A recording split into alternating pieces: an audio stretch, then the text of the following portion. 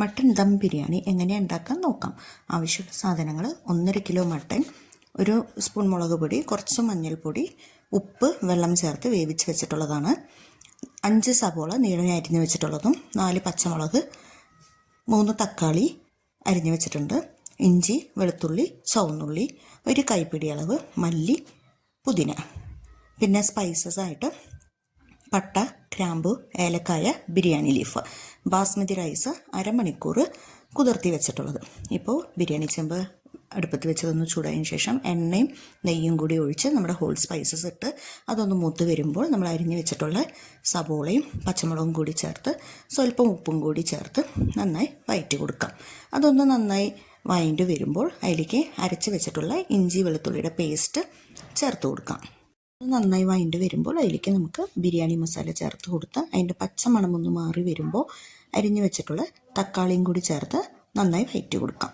തക്കാളി ഒന്ന് വഴണ്ടി വരുമ്പോൾ നമ്മൾ എടുത്ത് വെച്ചിട്ടുള്ള പുതിനയും മല്ലിച്ചപ്പും കൂടി അരച്ച് അതിലേക്ക് ചേർത്ത് കൊടുക്കാം.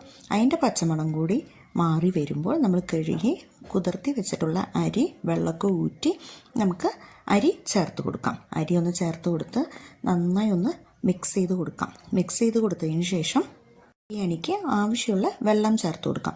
1 ഗ്ലാസ് അരിക്ക് 1.5 ഗ്ലാസ് വെള്ളം എന്നുള്ള കണക്കാണ്. അപ്പോൾ നമ്മൾ മട്ടൻ വേവിച്ചിട്ടുള്ള വെള്ളം കൂടി ചേർത്തിട്ടാണ് ഒഴിച്ചു കൊടുക്കുന്നത്. അതൊഴിച്ച് നന്നായി ഒന്ന് ഇളക്കി കൊടുത്തതിന് ശേഷം നമുക്ക് വേവിച്ച് വെച്ചിട്ടുള്ള മട്ടനും 1/2 കപ്പ് തൈരും 1 നാരങ്ങ പിഴിഞ്ഞതും കുറച്ച് നെയ്യും കൂടി ചേർത്ത് നന്നായി ഒന്ന് മിക്സ് ചെയ്ത് ഉപ്പിൻ്റെ അളവും കാര്യങ്ങളൊക്കെ ഒന്ന് നമുക്ക് ടേസ്റ്റ് ചെയ്ത് നോക്കി ഉപ്പ് കുറവാണെന്നുണ്ടെങ്കിൽ നമുക്ക് ഉപ്പും കൂടി ചേർത്ത് വെള്ളം വറ്റുന്നത് വരെ നമുക്കൊന്ന് വെയിറ്റ് ചെയ്യാം.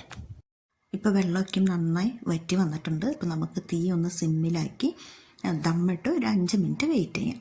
5 മിനിറ്റ് കഴിഞ്ഞതിന് ശേഷം നമുക്ക് ദമ്മ് പൊട്ടിക്കാം. ഇപ്പോൾ അരിയൊക്കെ നന്നായി വെന്ത് വന്നിട്ടുണ്ട്. അപ്പോൾ അതൊന്ന് നന്നായി മിക്സ് ചെയ്ത് കൊടുത്തിട്ട് അരിയൊന്നും ഉടയാതെ പൊട്ടിപ്പോവാതെ നമുക്ക് നന്നായി ഒന്ന് മിക്സ് ചെയ്ത് കൊടുത്തിട്ട് ഗ്യാസ് സ്റ്റവ് ഓഫ് ചെയ്ത് നമുക്കൊരു 5 മിനിറ്റും കൂടി അടച്ചു വയ്ക്കാം. ഇപ്പോൾ സ്വാദിഷ്ടമായ ബിരിയാണി റെഡി ആയിട്ടുണ്ട്. അപ്പോൾ എല്ലാവരും ഒന്ന് ട്രൈ ചെയ്ത് നോക്കണം. വീഡിയോ ഇഷ്ടമായാൽ ലൈക്ക്, ഷെയർ, കമൻറ്റ് ചെയ്യണേ. സബ്സ്ക്രൈബും കൂടി ചെയ്ത് സപ്പോർട്ട് ചെയ്യണേ. Thanks for watching.